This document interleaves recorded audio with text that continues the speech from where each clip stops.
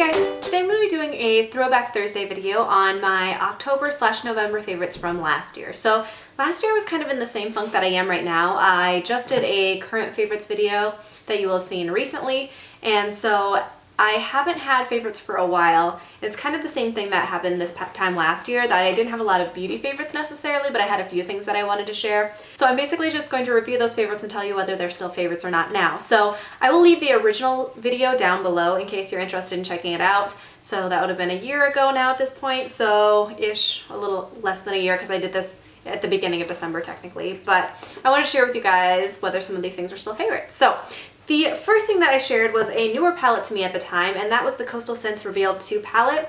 So I got a little sampler pack from Birchbox that I really liked, and this is all just like rose gold tone. So this is a pretty cheap palette. I think it's like $20. You can get it in the Birchbox store, you can get it on Coastal Scents website, and it's always on sale.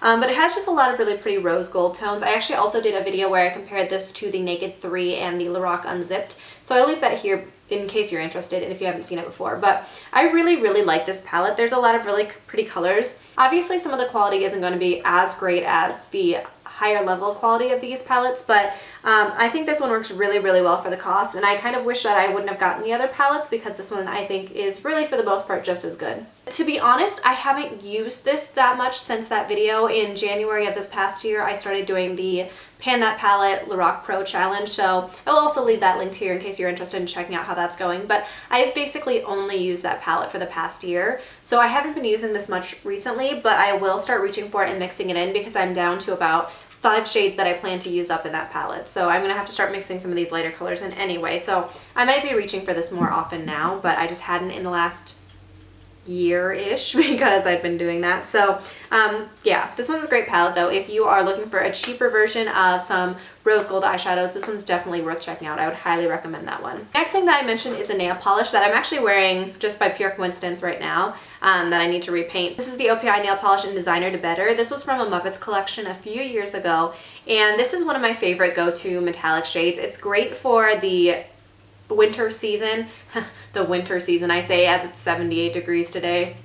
But this is a really great just metallic color. It's great because it's like a silvery champagne shimmer type color. It also has little red specks in it, and I just tend to reach for this one when I don't know what color to wear all the time. Like, this one is just a very basic, nice, put together color.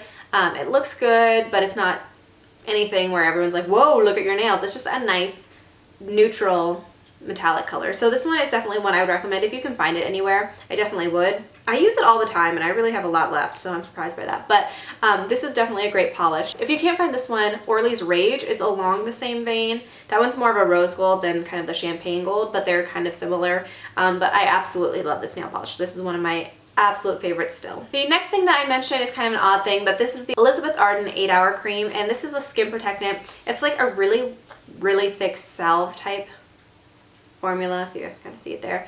And this I actually haven't reached for that often recently. So when I mentioned this in my past video, I had been traveling a lot, which I haven't been doing as much in the last year, and I had a lot of like dry skin happening here, especially because of the weather changing. Right now the weather's been staying pretty consistent around the 60s and 70s, so I haven't had this issue yet this year, but it was really great for when my skin was getting dry here, that it kind of fixed it a little bit, it soothed it, and that was just a really big struggle for me. So I will, I'm sure, use this for that again when that time comes around this year. Other than that, I use it on my feet, on just really dry patches and things like that. But this is not my favorite thing ever because of the smell, but it does work really well for really dry skin. I probably honestly won't purchase this again after it's done. I don't know how much of this I have left, but I probably won't buy it again, but it does work really well for fixing up some really dry patches. The last tangible thing that I mentioned was this pair of jeggings. So these are the Refuge something. I don't remember the exact name for it. I'll leave them in the down bar. But I got these from Charlotte Russe last year around this time because I've been looking for burgundy like leggings, and I actually really liked these. My issue with these is that I couldn't find a size that fit me in the legs that also fit me in the waist, and so I ended up going up a couple sizes bigger than I normally would. But then this year I found some leggings that were colored leggings that I mentioned in a haul recently leave it linked, that were from American Eagle that I really, really liked. And they're around the same price point because the American Eagle ones were on a sale and was buy one and get one half off or something like that. So I still really do like these and I wear these. I have a gray pair as well, but I like the American Eagle ones just a little bit better because they fit me better in the waist and the legs. And these I really bought to fit me for the legs, and then the waist was a little bit too big. So it's kind of a mixture. So I really like these, but if I were to buy more, I would probably buy more of the American Eagle ones rather than more of these. So that's that. In that, I also mentioned 2 music things. So I mentioned Taylor Swift's 1989 CD, which had just come out at the end of October of last year, and I still really, really like that CD. It was a great one. I almost went to go see her concert. She was in a town nearby not too long ago, and I wanted to go, but the tickets were so expensive. But this CD is one of my favorites. It's definitely up there. I really like Space Still, even though that one was on the radio and was played a lot. I didn't get sick of that one. Wildest Dreams just came out and I really like that one. I think that's a good single. And there's Out of the Woods I really enjoyed. I liked a lot of that CD. There were some that I just don't really like and I kind of ignore, like Style. I never got into that song. I always flip it when it's on the radio. But she had a lot of really great ones. And then I also mentioned the band The Secret Someones, which is kind of a joint group of a bunch of musicians that I'd liked before. So Lilia Broussard and Bess Rogers are both in there, and they're like kind of folky independent artists before this band. They recently released their debut album, so they've done EPs before that, and then their debut album is on Spotify now, so if you're interested in checking that out, you definitely should. Their songs Quit Pulling Me Down and I Won't Follow are 2 of my favorites that are on that album. So if you are kind of like more of a folky type of vibe with your music, if you like that type of stuff, I would definitely recommend checking those out.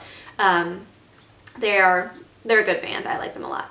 So that is it for my review. So a lot of those things are still favorites. I still really enjoy them. I just, you know, maybe I found things that I like slightly better at this point, but I really did appreciate those things and I still like them today. So I'd love to hear if you guys had any experience with any of the products that I mentioned, or if you like The Secret Someones, if you've ever heard of them, if you're into them, I'd love to hear that as well, because they're not a huge band, but I really, really enjoy them. I think they're fun. So yeah, that's it. I hope you guys enjoyed this video and I'll see you in my next one.